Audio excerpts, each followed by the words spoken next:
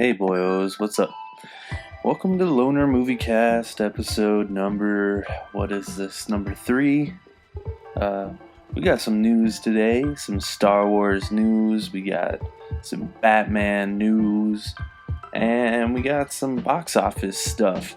I also saw Terminator Dark Fate, so I'll throw a little review of that at the end. So let's just get right into the box office, shall we? At number 1, we have Terminator Dark Fate with a measly 29 million. This was its opening weekend. That's a really, really low opening weekend for a movie like Terminator Dark Fate.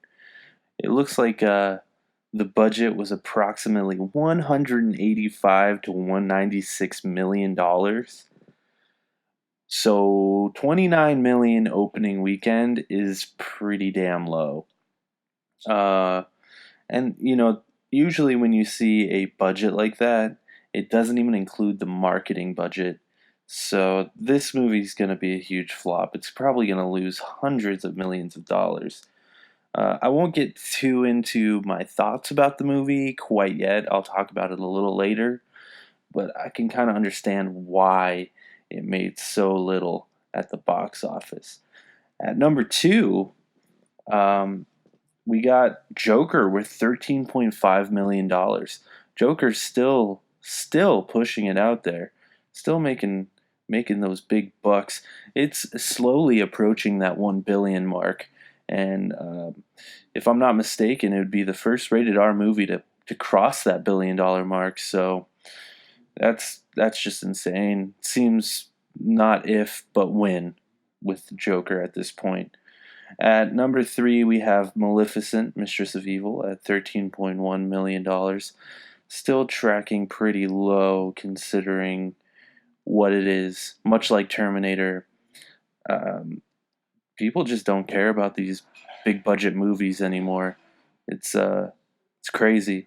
Unless it's like a Marvel film or something like that, it seems like it's not going to make the money. And then at number 4, we've got Harriet, which is a low-budget film coming in at $11.7 million. That's pretty good for what it is. Definitely going to make its money back, and I hear it's a really good movie. I haven't seen it yet. I do plan on watching it eventually. And then at number 5, we've got The Addams Family. Addams Family still doing its thing in the box office, definitely making some money, doing its thing. Let's just move into the news, shall we? Let's start with some Star Wars news. Let's start with the Benioff and Weiss news. Last week we talked about Benioff and Weiss dropping out of their Star Wars trilogy, and it's come out now that they dropped out of the project because they took some responsibilities over at Netflix.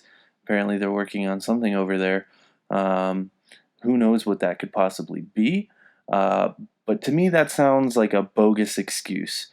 Star Wars has really been struggling to keep creators and directors and all sorts of different people keep dropping out. Even starting way back with Rogue One, it's not widely talked about, but Gareth Edwards didn't direct a large portion of the ending of that film. He didn't talk about it much, which was probably a good call on his part. But then of course the controversy with Josh Trank, and then of course with Colin Trevorrow being fired, the troubled production of The Last Jedi. Maybe not troubled production, but troubled reception of The Last Jedi, and of course the infamous Solo being completely redone by Ron Howard. So this is just another line of people dropping out of the Star Wars franchise. Also, Rian Johnson just recently said that he is still in talks to do his trilogy. That makes a lot more sense now that Benioff and Weiss have dropped out.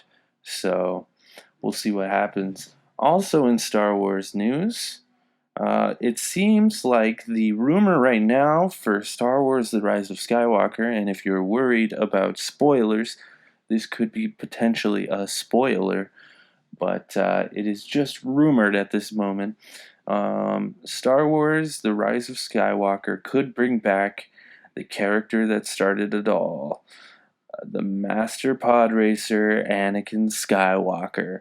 So it seems like Hayden Christensen is in the works to be in the next Star Wars film. Um, who He's probably going to be a Force ghost. We saw Yoda. It's confirmed Luke Skywalker is going to be in this film. I imagine maybe we'll even see Obi-Wan in this next one. So maybe just a whole collection of Force ghosts hanging out there. So Hayden Christensen went to Galaxy's Edge, the new land in Disneyland. He built a lightsaber and they posted pictures on Twitter, and those pictures got taken down. And for what reason other than they're trying to hide something? It seems like they're really trying to keep this under wraps as far as Hayden Christensen being in the movie. They're not letting him discuss it at all. So it seems pretty likely that he will be in the movie. In the next piece of news I have, The Batman, as we all suspected, Matt Reeves' Batman it has Jeffrey Wright. They announced that a while ago, but now it is confirmed that Jeffrey Wright is going to play Jim Gordon. So Jim Gordon is being played by Jeffrey Wright. I think this is a great casting choice. He's going to be a really interesting Jim Gordon.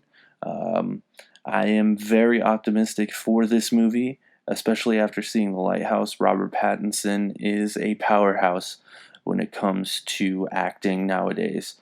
I probably wouldn't have said that, 10 years ago, back when he was doing Twilight movies, but now I'm genuinely excited for the next Batman movie. But that being said, I am still concerned, especially after the dropout of Jonah Hill, and apparently Seth Rogen also dropped out. So it could go either way at this point. We will see what happens. Now I want to jump right into my review of Terminator Dark Fate. I'm not going to get too spoiler heavy, but I'm also not going to try that hard to avoid spoilers because the trailer spoiled a lot of it already. Terminator Dark Fate is, I guess, a direct sequel to Terminator 2 Judgment Day. So Terminator 3, Terminator 4, and Terminator 5 are no longer canon when it comes to this film. It's a direct sequel to Terminator 2. It was fine. I had a good time with it. I really enjoyed the character Grace. She plays sort of a cyborg type character. She's like part human, part robot. She's easily the most likable character in the movie. I enjoyed every second that she was on the screen. Well, not every second, but she was definitely my favorite character in the movie. The movie starts with something that's going to be very controversial. I won't even really say what that means, but it kind of spits in the face of Terminator 2, and it's like the opening of the movie. But I will say, seeing a young Linda Hamilton, the CG was incredible. You also see a young Terminator, and it looks like them. It's really kind of creepy how accurate it looks. I really enjoyed the first act.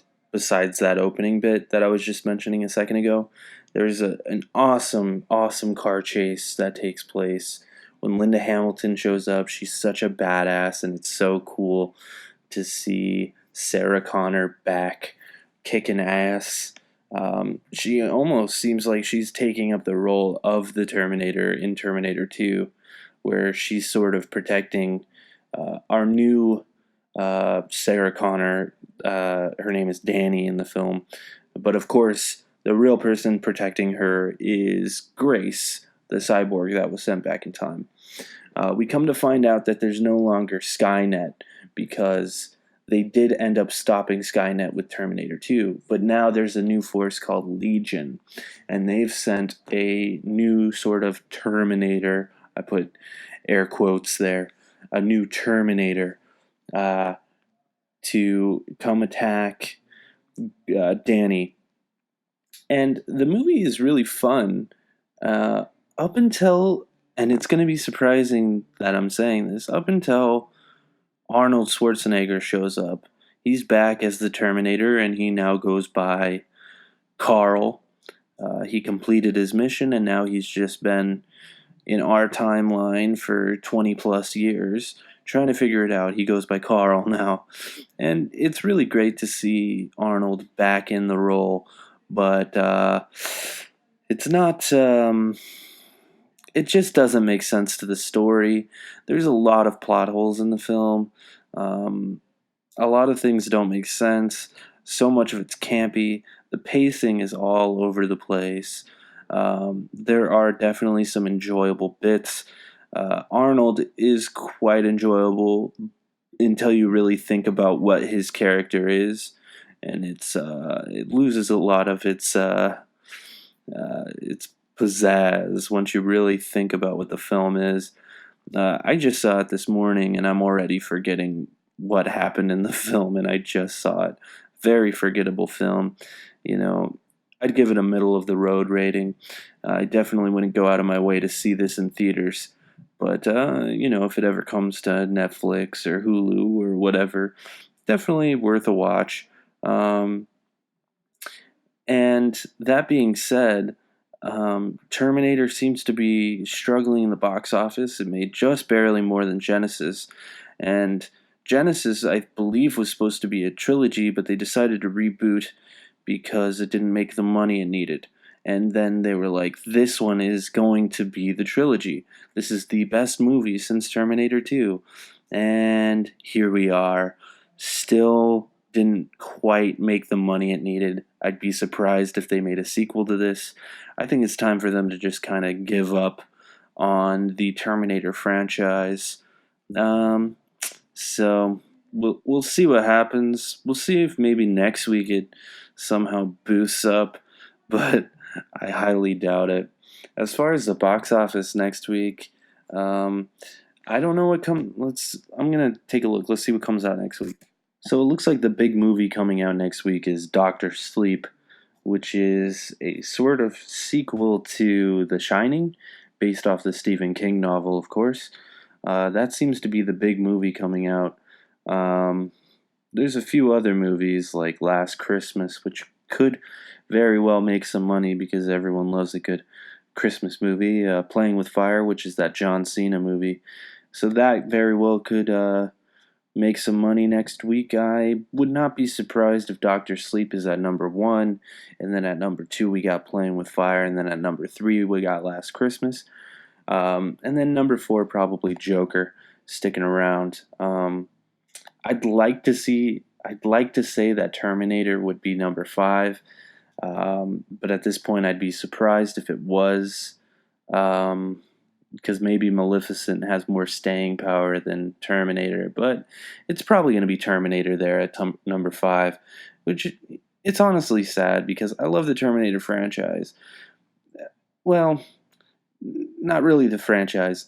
I love Terminator 1 and 2, and it's really a shame that these movies haven't done better.